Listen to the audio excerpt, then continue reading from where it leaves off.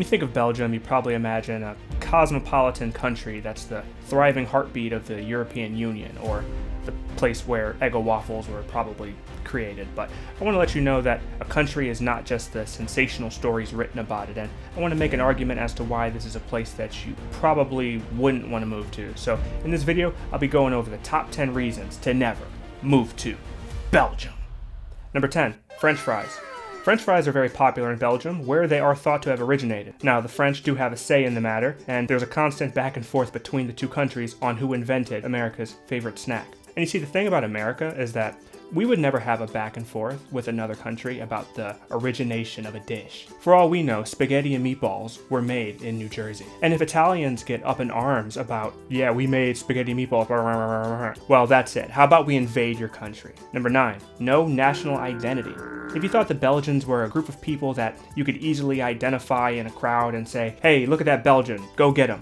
Well, you're wrong. Belgium is split up into 3 distinct federal communities: the Brussels capital region, the French-speaking Walloon region, and the Dutch-speaking Flemish region. And let's just say that these regions do not get along. Each region is relatively autonomous and can act without seeking the approval of the other regions. The only comparison I can make to the cultural gap in Belgium is maybe the state of Oregon in the US. In the city of Portland, you have people with blue hair and people that eat sushi burritos, and then in the rest of Oregon, you have farmers that probably have mullets and like to eat corn husks for dinner. Number 8, many languages. Growing up in the varied federal regions of Belgium, you're gonna have to learn a whole bunch of languages. You're gonna have to learn a little bit of French, a whole lot of Dutch, some German, and of course, English. Now, I don't think I could move somewhere and have to learn 3 different languages, because I'm actually just getting a hold on the English language. Because why didn't anyone tell me that approximate doesn't mean exactly?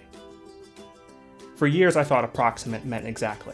Number 7, it's too bureaucratic. Brussels, Belgium's capital, is also considered the de facto capital of the European Union. The city hosts the European Council, the Council of the European Union, the European Commission, and a seat of the European Parliament. And that sounds like too big of a commitment, because what if, for whatever reason, Belgium just wanted to jump the ship and leave the European Union? It can't, it's already committed. That's like if, for example, I visited my friend in another city and stayed a few nights at his place. And sometime into the second night, I developed a fungal infection on my foot. And it's noticeable, and it stinks. And my friend wants to kick me out, but he can't at that point, because I'm already there. And he made a commitment.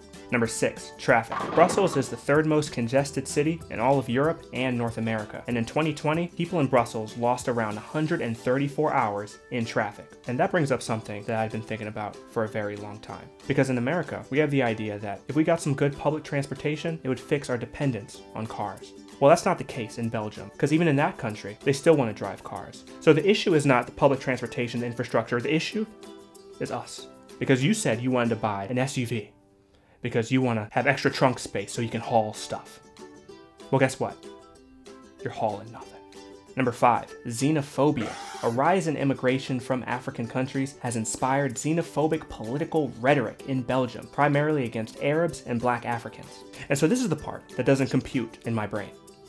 And maybe it's just me, but don't the Belgians already hate each other? The Dutch population hates the French population hates the Dutch. No one really pays attention to the German. And so I'm saying that if you guys already hate the people that are in your country, and another group wants to come in the country, wouldn't they just feel like family? Number 4, Leopold II. Now, if you look at Africa, most of the countries, except for Ethiopia, were colonized by Europeans, European countries. But the Congo was the one country that was colonized by just a guy. Leopold II of Belgium colonized the Congo himself because he wanted to increase his power within the Belgian constitutional monarchy. And so I'm wondering, how could a country like Belgium let Leopold be the god king of his own African country? That's bad for him, because in society, we need to be accountable to other people. If you're not accountable to someone, then we revert back to our base instincts. Like if I weren't accountable to anyone, you know I'm growing out the dreadlocks. Or at least the fro. And nobody wants to see that. Number 3, weather. Belgium's weather is comparable to the Netherlands or the UK, and it's quite unpredictable. And to that I say, if I wanted to live in Seattle, I would live in Seattle. And so the thing that's probably the toxic masculine trait of mine is that in my short time on Earth, I will never, ever be caught using an umbrella. Number 2, hard to integrate. Belgium is known as a closed society and it's hard to make friends in the country. And so this is the part that baffles me. Because why is it that in French-speaking countries, the people are just rude and closed off? And to that I wonder, who hurt you? The British? I don't know. And the number one reason why you should never move to Belgium: high taxes. Belgium has one of the highest levels of taxation in the world. The personal income tax brackets range from 25 to 50%. Belgium also demands high social security contributions from both employers and employees. You know, Social Security is an interesting system where working people pay for the retirements of the elderly. But what if I don't like the person that's receiving my tax money? We should be able to pick and choose the people that get the money that's deducted from my paycheck each week. Because if I find out that Gertrude, the curmudgeon from Indiana that thinks every African American she sees knows how to cook a mean barbecue, is getting my money, I'm gonna have to speak to the manager. The manager of the government. The president. Anyway, those are the top 10 reasons to never move to Belgium.